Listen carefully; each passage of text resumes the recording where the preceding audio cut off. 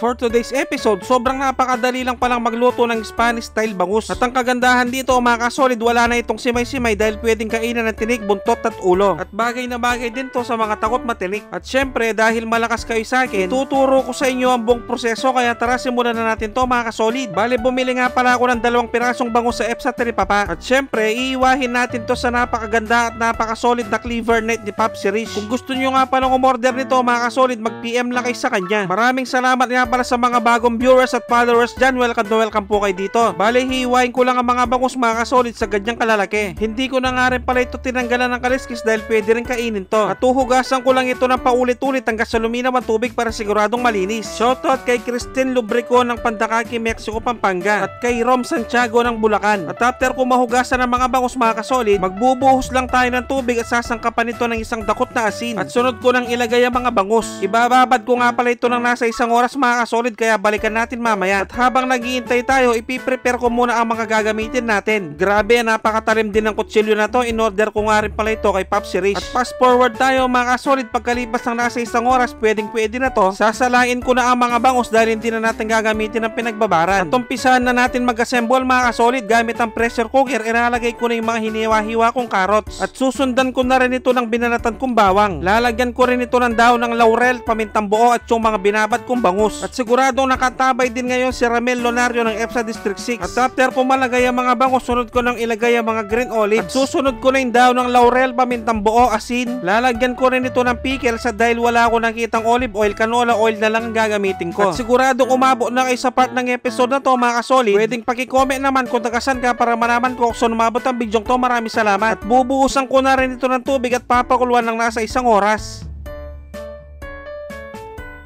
At pagkalipas ang nasa 1 oras at 20 minuto, pwede na to mga kasolid. Tingnan nyo naman, nakakatakam na. At dahil luto na ang aking napakasarap at napakasolid na Spanish style bangus, magpe-plating na tayo. At syempre, dito na tayo sa pinaka-exciting part, ang tikiman time. Yun no? At tunayin ko na talaga dito yung ulo mga kasolid. Kain po tayo.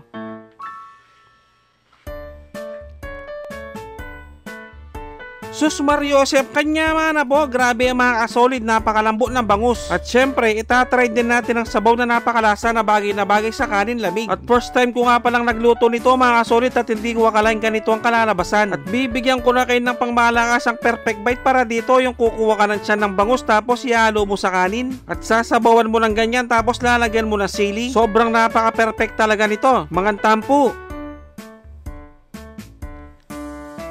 Taksya po na kalasa ng kalasa. At kung tiyempong hating gabi nyo naman napanood to mga kasolid, mag-automatic pansit kanto na lang kayo mga bossing. Dapat yung spicy ha. At siguradong natatakam din ngayon ng team Spampy Boys ng Pampanga. At shoutout nga rin para sa mga masisipag nating workers dito sa Pinas at sa ating mga bayaning OFW. Mag-ingat po kayo lahat dyan. Maraming salamat sa mga walang sawang sumusuporta at sumusubaybay sa aking mga video. At sa mga walang sawang nagsishare, maraming salamat. Napakasolid nyo. Sobrang na-appreciate ko kayo lahat. Magkita-kita ulit tayo next episode. Magluto na kayo ng napakasarap at napakasolid na Spanish style bangus. Sobrang napaka-legit nito. Maraming salamat sa panonood. Mag-ingat ang lahat. Basta Kapampangan, manyaman!